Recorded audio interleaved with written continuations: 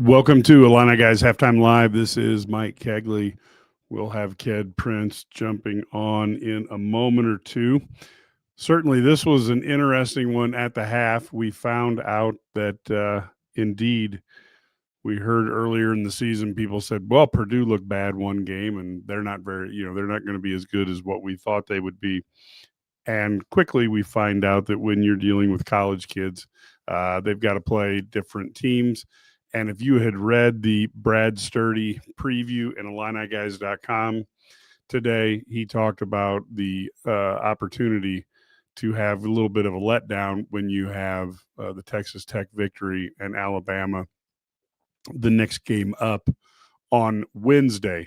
So we're seeing a team that maybe is playing started a little bit slow, and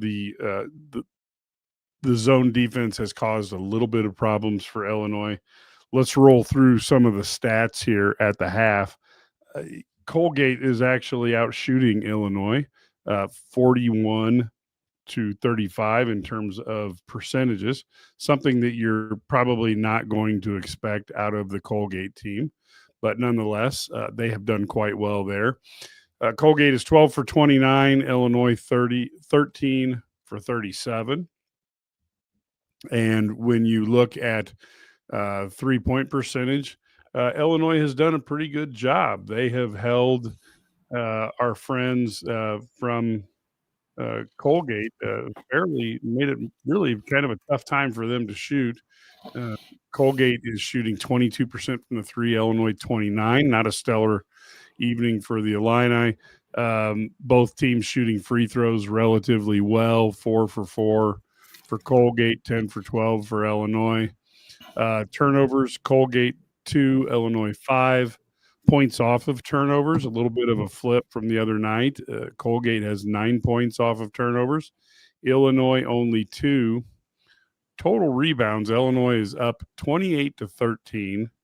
They're up 13 to 2 on offensive rebounds, and they're up 13 to 2 on second chance points.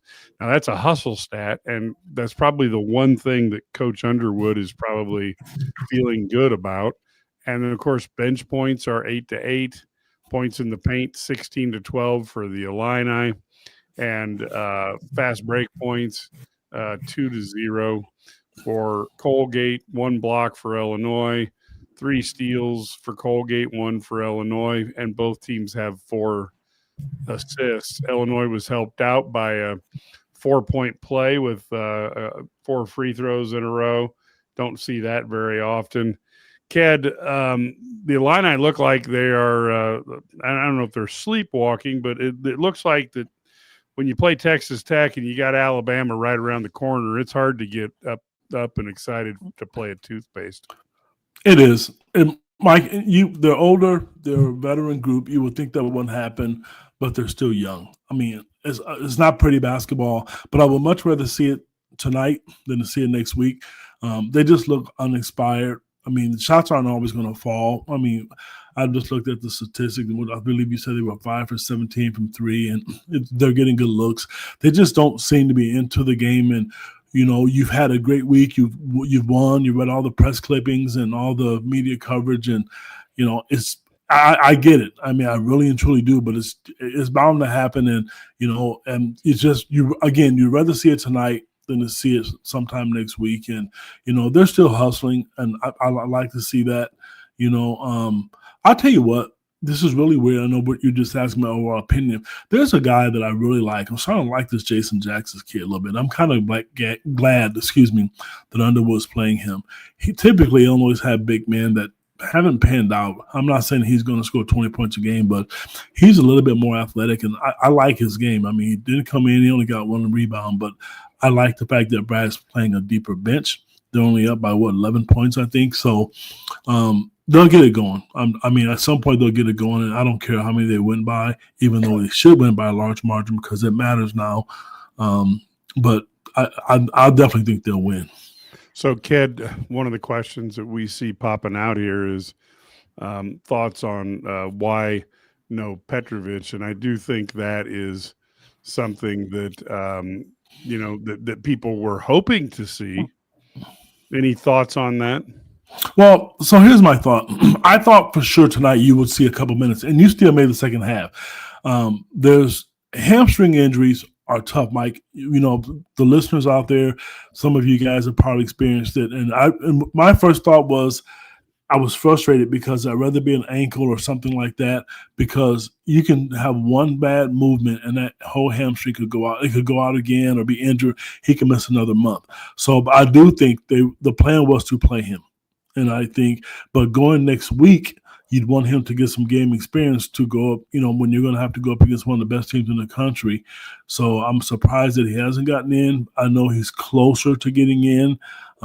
But at the end of the day, you have to be careful because you want a full roster. I mean, you've won every game so far without a full roster. You beat Texas Tech without Thomas Law. So if you could go beat Alabama next week and he's not playing, that just bodes well for the future because you don't want him to play and he gets injured, then he missed 2 months of the Big Ten season. So it stinks, and I understand that, but I'd rather see him be healthy long term. But I do think I going into the game, I thought he was going to play. Yeah, I thought the same thing, and I agree with you. You know, the problem with the hamstring is you can feel good and feel better until you don't, and it's just one of those injuries. Hamstrings, you know, it's just hard to know if you're going to rejigger that thing. Probably Right. the only thing that scares me more right now is the calf injury, which you have people who they go, you know, they get the calf injury and then, you know, 3 weeks later they end up tearing an Achilles. So we do have Eric Indress, who today is his birthday. So happy Happy birthday to birthday, Eric. Eric. And Frank was upset when we only flashed his comment on for a quick time yesterday. So Darn we it, Mike. apologize, Frank. So you know, it's an interesting thing. As I look at what I would see out there, I would like to see them. You know, I know the zone's purpose is to force you to shoot from outside, tempt you to do that, and I would like to see the Illini, you know, not be so 3 point heavy. If you know, find a way to get the ball inside and run some action and turn this into a glorified practice. And you know, don't shoot because that puts you on a pace for over 30 for the game. And I don't know that you want to do that all the time. Mike, I'm going to tell you, this is the one time I think I'm 100% right. I've seen teams zone Illinois, and they don't do it very often. And that they do, it doesn't last long. They have a very good zone offense where they get layups out of it. I don't think they're showing anything. Mike, I Yeah. mean, just think about it. They're just launching threes. And what I mean by that, and I've seen Brad Underwood coach, and I've, you We've know, seen Huh? What's that? we've Oh, seen the launching threes too. yeah, Tyler Underwood has a really good offense. They get the ball to high post. They typically get layups out of it. So this, I won't use that word. I think Illinois is playing chess right now because when you look at the big picture, if teams are thinking, well, I can zone them. Well, I can assure you, you go back and if those who subscribe to Big Ten Network and you can go back to games for 3 or 4 or 5 years, look at what they do when teams zone them. That's why you don't see a lot of it. And Illinois has not had a great shooting team all those years. There's a reason why teams don't do it. Zones are great for a short period of time, but in college basketball today, the offenses are so good to the high post and they get layups out of it. Teams don't stick long. And I just think Illinois is hoping that some of those shots are going to go in. So, and maybe they will, but and you may see in the second half, if Colgate goes to a zone, hopefully you'll get to see what I'm talking about because their zone offense is one of my favorite offenses that they run. Yeah, I also, you know, looking at the team here, you have to reflect, and of course, we're older fans, you know, both of us in our late 50s, but it doesn't take a long-time fan to remember that a game that Illinois would come out and maybe not be as sharp as they should be under John Gross, you would be like going, "Oh my gosh, we got a chance of losing this game." Under Brad Underwood, the team comes out and they're not playing great and they're up by 11 on a pace to score over 80 points. So it's not the it's not the Illini that we've seen, you know, prior to Underwood, and I think he's turned this around very similar in a fashion to what you know, had to be done by Lou Henson when he took over. Mike, yeah, you're right. You feel comfortable knowing the fact that you're going to win, and that's what you want in all your programs. I want to talk about one guy, and I like this kid. I really do. And at one point in time during the season, they've only played 3 games. I'm thinking, is he really that good? Is he going to be that good? Keaton Wagler is really good. I mean, he's really a good basketball player. And to look at all the schools that pass by him. I mean, and I know what people don't understand. Sometimes I shouldn't say that, excuse me. You get these big shoe companies and everybody see these players and put up all these points and things, whatever. And Keaton didn't have that opportunity. And his only Power 4 offers were Illinois and Minnesota. And once it was a funny story I found out later in his recruitment that Minnesota was in on him before Illinois. And then once Minnesota found out Illinois was in on him, the coaches, they kind of stopped recruiting him. They knew they didn't have a chance. I was told that by a really credible source, and schools are missing out. I mean, can you imagine all those schools who saw him play and didn't think he was that good, how good he looks, because he's so smooth and he's confident, and yes, he's going to get stronger. Everybody keeps saying the same thing. Oh, he's going to get strong. Yeah, he's a young kid. He looks like he's 12, 13 years old. You have to give him time. If you look at Kylan Boswell, when he was 16 years old or 17 years old, he didn't look like he does now. So having said that, I think his game is just so smooth, and the way he can rebound. And I mean, Brad, he relies on that kid and he likes him. I mean, he told us that, and I know you guys have all heard that same story, but this kid is just solid, and he's confident, and he doesn't show any emotion. That's probably one of the things. My daughter's watching the game, and she was like, Dad, he never shows any emotion. You can't tell if he's mad, upset. He just goes out there and plays, and he defends, and he appears to be a good teammate. Andrei Stojakovic talked about him last Tuesday night in the press conference, how good he was and how solid of a teammate he is. Yeah, it kind of reminds you, Keaton Wagler getting out of Kansas. It was a little bit like what happened when Gross let Keita Bates-Diop get over to Ohio State. Right. People watched him in Illinois and like, wow, how can we not land this guy?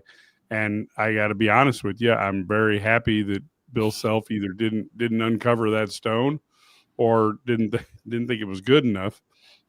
Now, in fairness to the coaches, when they go see a player, sometimes they might have a rough game, and some coaches will just say, hey, look, man, I watched him and he wasn't that good. I don't know what the circumstances around Bill Self missing on Wagler were.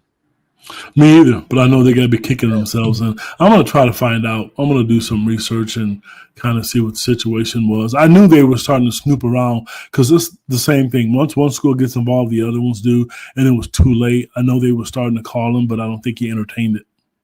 Yes. So right now we'll monitor. Looks like they're about ready to start the half. So we will be back at the end of the game. Ked and I will be here, and then we will also have Brad come on after the locker room. We'll have that going, and of course tomorrow we're going to be doing the halftime and the end of the game for football as well. Should be a big weekend for Illini sports, and it'd be nice to see a couple of victories here. We will talk to you at the start of or right after the game's over. Until then, go Illini.